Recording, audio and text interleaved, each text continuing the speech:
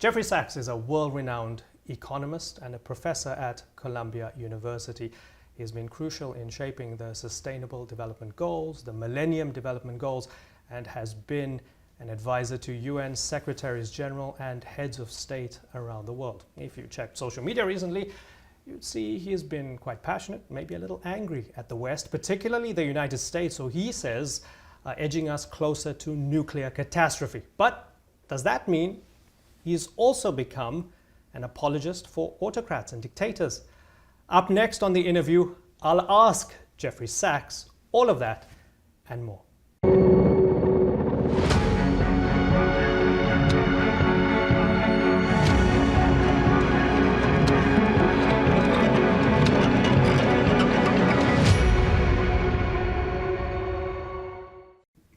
Professor Jeffrey Sachs, thanks for joining us on the InnerView. Great to be with you. Thank you. Good to be here in your apartment on the Upper West Side. It's lovely. I've been perusing your books on your bookshelf. I noticed quite a few on nuclear war. I see Annie Jacobsen's there over your shoulder, nuclear war, a couple of others. Tell me why it's so urgent for you when it doesn't seem to be urgent for others, particularly those in power. Let me start with something called the Doomsday Clock. The Doomsday Clock is what the Bulletin of Atomic Scientists started putting out in 1947 at the start of the atomic age. Now, of course, we're in the thermonuclear era, but they said we're close to disaster. We could destroy all of humanity. We could blow up the world. And they put forward a clock as a graphic. How close or how far are we from nuclear disaster? When the Doomsday Clock was first unveiled in 1947, the Bulletin of Atomic Scientists, these experts in the atomic age, put the minute hand at 7 minutes away from midnight. Oh my God, midnight being nuclear Armageddon. 7 minutes. They were telling us a message that we're in the Cold War. We have the beginnings of a nuclear arms race because Russia was about to get the bomb too, and then there was going to be a huge arms race, and then came the H-bomb, so-called, and so forth. Now, what has happened in the last 30 years, basically? We went farther away during periods of détente. We went closer during periods of crisis.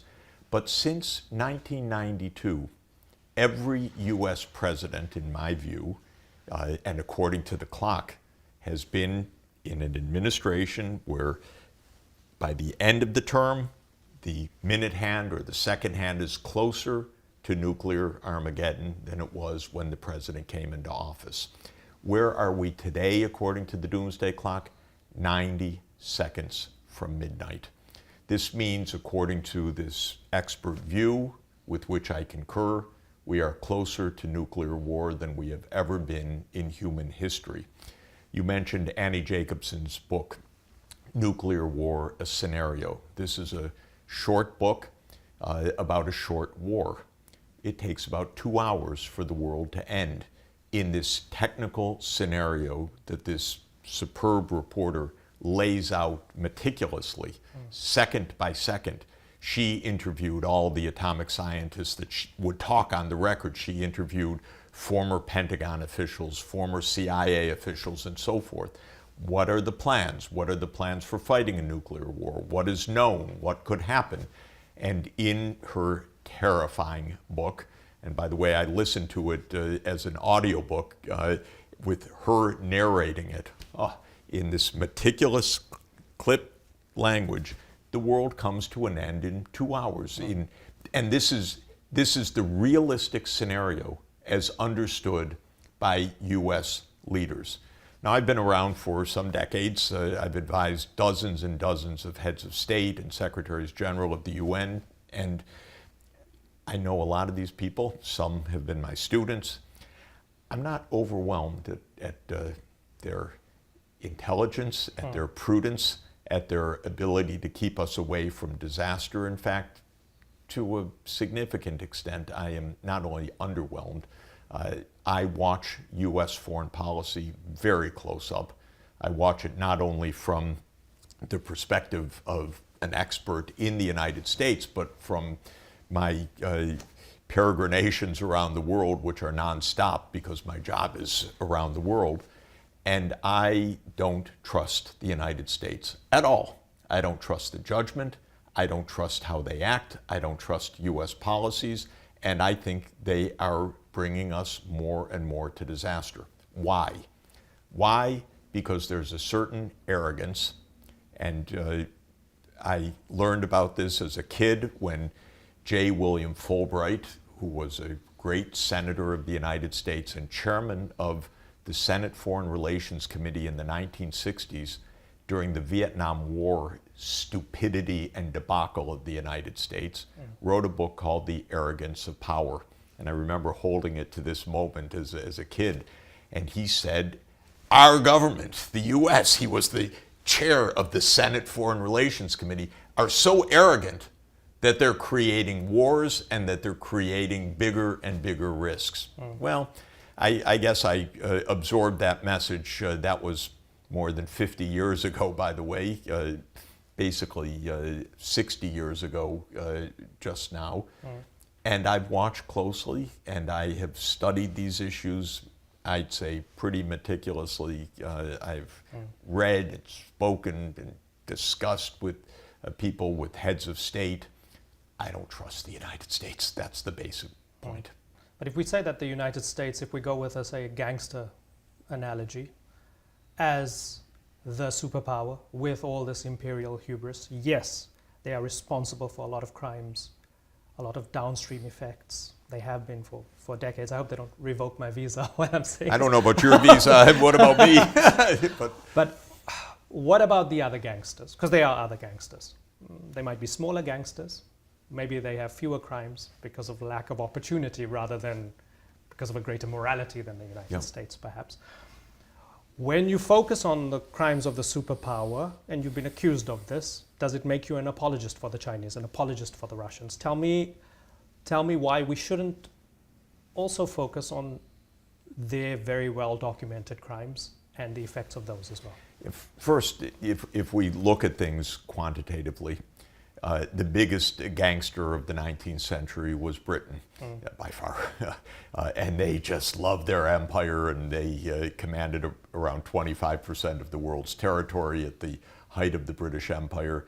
And there is a well-known, semi-humorous but quite serious book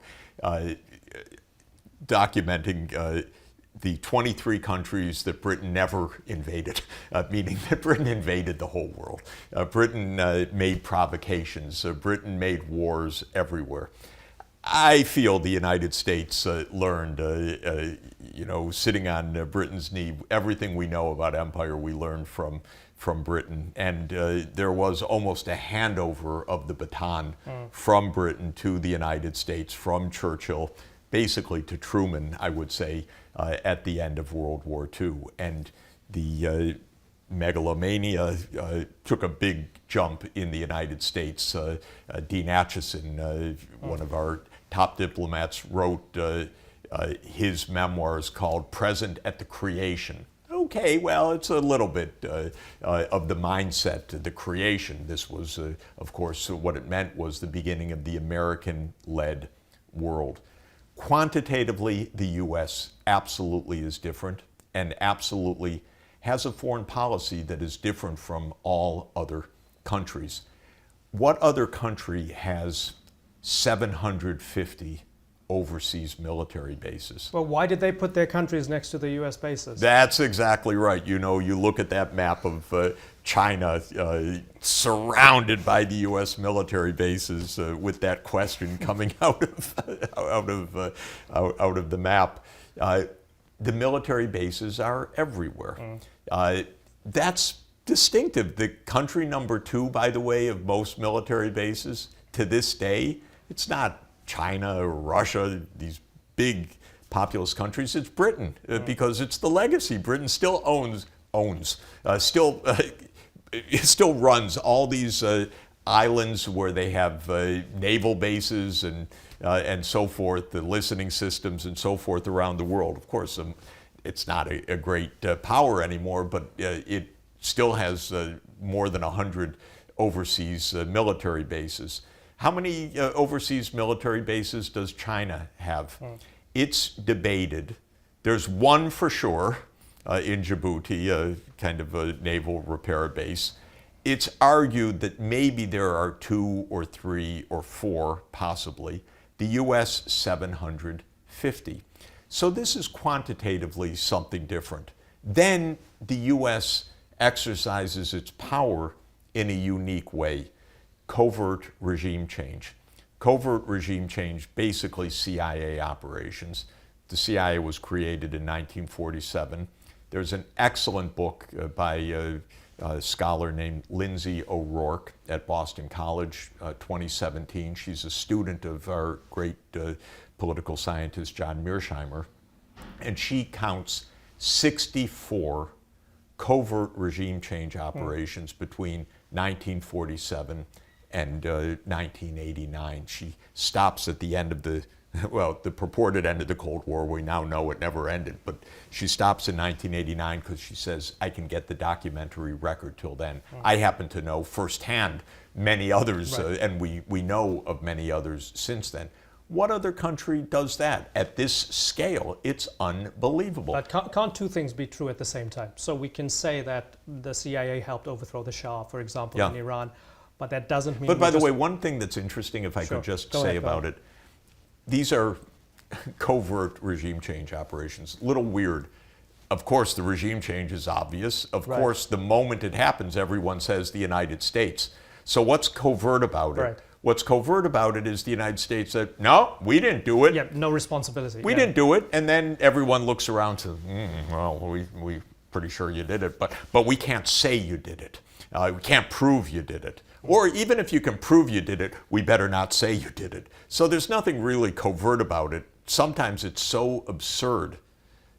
It's so tragic. I'll give you an example. There was a president of Haiti that I liked. Aristide. He said to me in 2001, as I was in his office in Port-au-Prince, Haiti, Jeff, they're going to get me. I'm always a little naive. So I said, no, Mr. President, they're not going to get you, and I'm going to help you, and everything's going to be fine. And then in 2002, 2003, you wash the Bush administration. No IMF loans for Haiti, no World Bank loans for Haiti. Turn off the Inter-American Development Bank. This is the way you start tightening. Add sanctions, squeeze the finances. Then the economy's cratering, but he stays in power. He's got a strong base, political base. One day, literally, the U.S. ambassador walks to his house and says, I need to save your life because otherwise your life is at risk. There's an insurrection underway, so come with me. And they guide him to an unmarked plane, no tail markings, and they put him in the plane, and 23 hours later, he's in the Central African Republic. Okay, so there's a coup in broad daylight, and I called the New York Times reporter, and I said, could you cover this? The U.S. just overthrew the Haitian government. The reporter on the beat said, Jeff, my editor's not interested in it.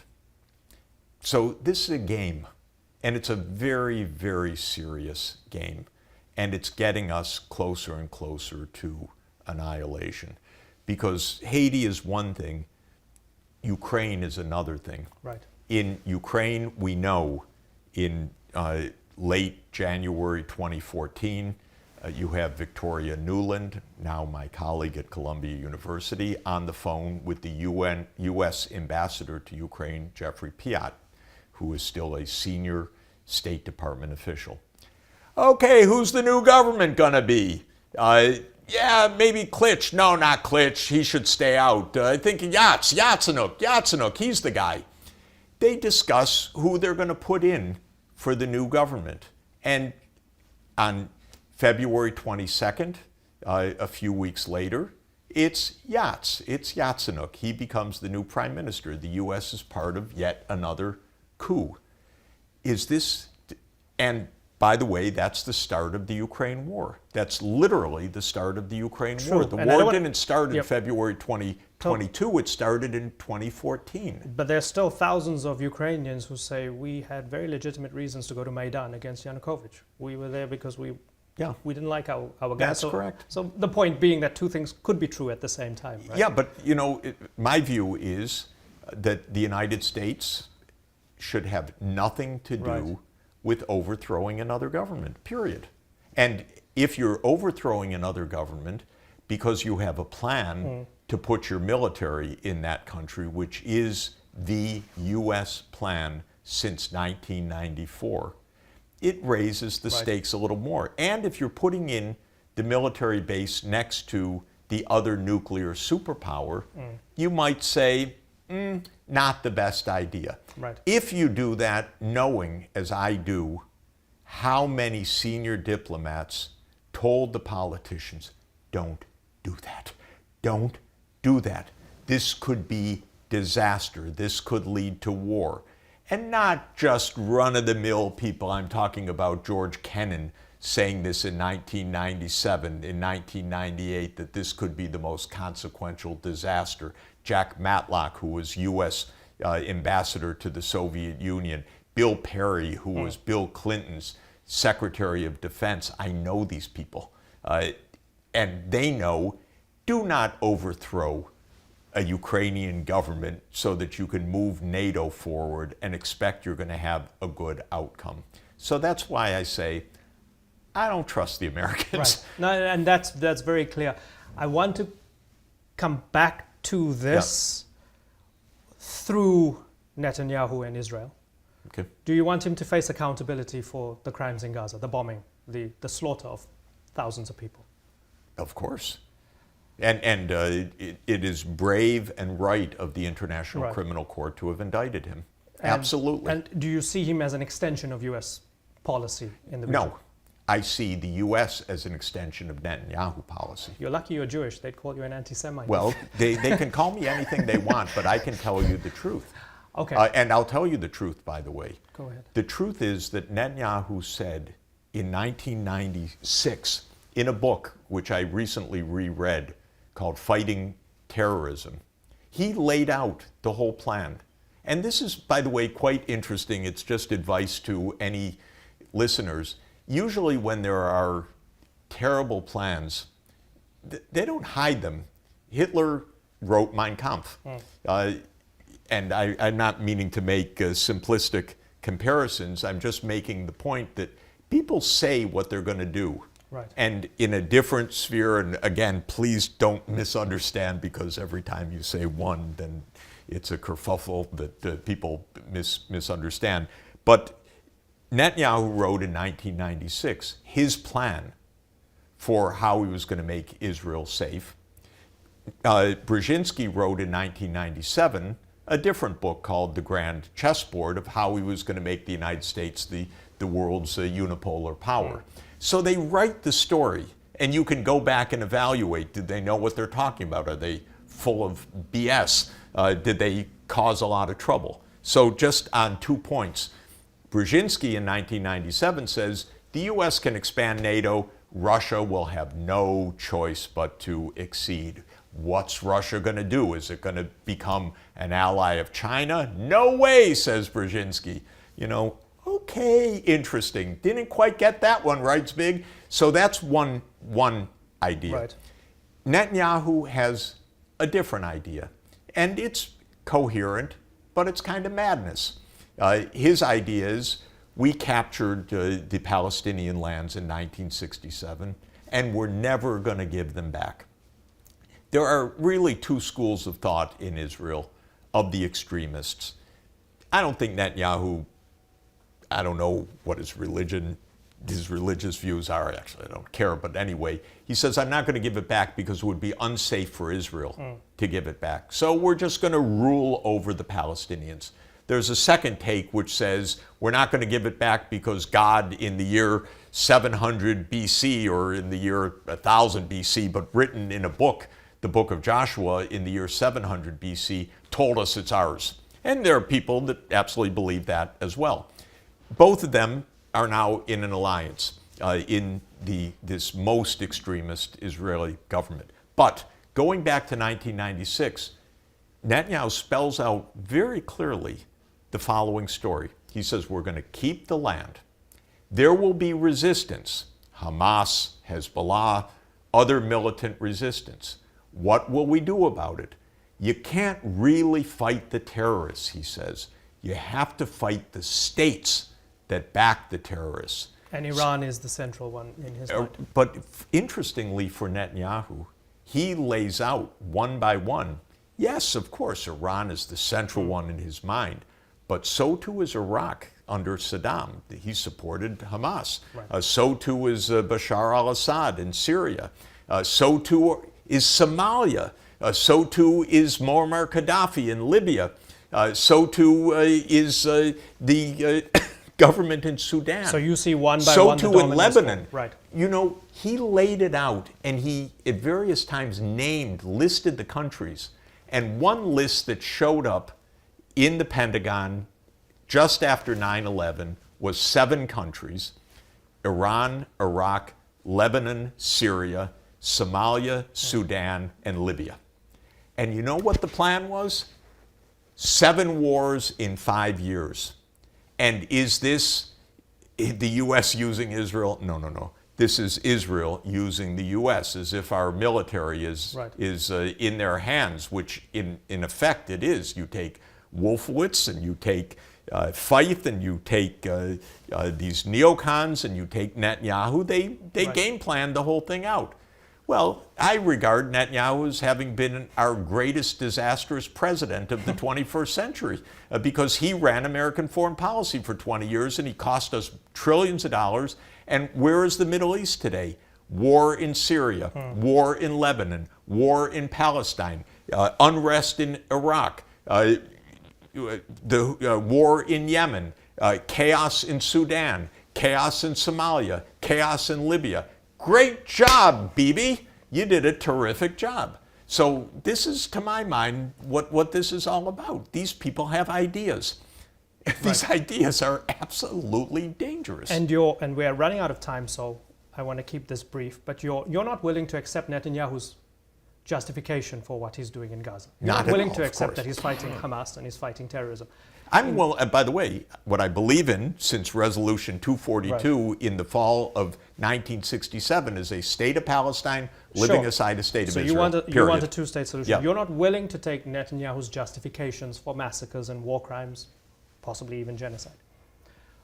Why does it seem as if you're willing to take the justifications of Putin vis-a-vis Ukraine, of because China, I know China and Xinjiang and the Uyghurs, of Bashar al-Assad saying he's fighting terrorism while he's barrel bombing Syrian people? Why are you so partial to their justification but not Netanyahu's? First of all, because I know that most of these things, like Xinjiang, is Western blah, blah, blah, blah, blah narrative.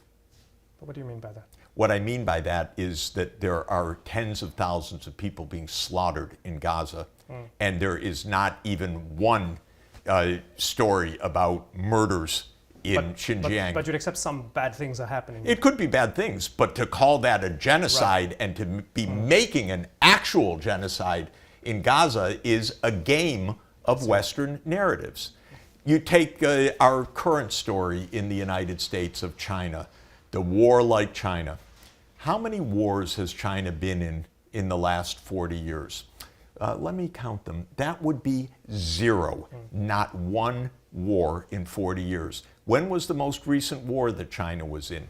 January 16 to February 16, 1979. 1 month in a conflict with Vietnam, which had to do actually with Vietnam having overthrown a government in Cambodia. Okay, 1 month. We are not at dire risk from China. China is not mass murdering its population, but we are gearing up in the United States for war with China. Why?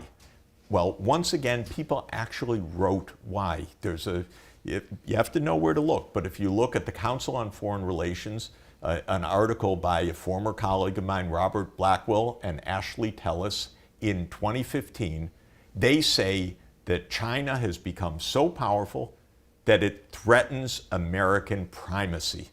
And China's rise is no longer in America's interest. And so you watch this mentality in the US go into effect. Suddenly, because China's economically successful, they're not just economically successful, they're the enemy. Right. So everything becomes rhetoric. In the case of Ukraine, which I have followed from 1990 as advisor not only to Mikhail Gorbachev and advisor to Yeltsin, but also advisor to President Leonid Kuchma of Ukraine. I was advising the Ukrainian government in 1994. I'm not against Ukraine in any way. I'm against using Ukraine and Ukrainians being slaughtered by the hundreds of thousands because the United States wants to move another piece on the board to have its military bases on the border of Russia.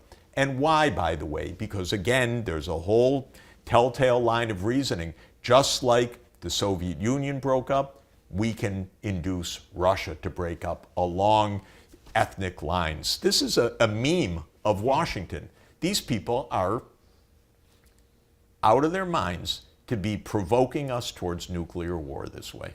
Professor Jeffrey Sachs, we didn't even get to talk about the world economy. Maybe next time. I hope we can sometime. Thank you so much for joining us. Thanks a lot. Much appreciated.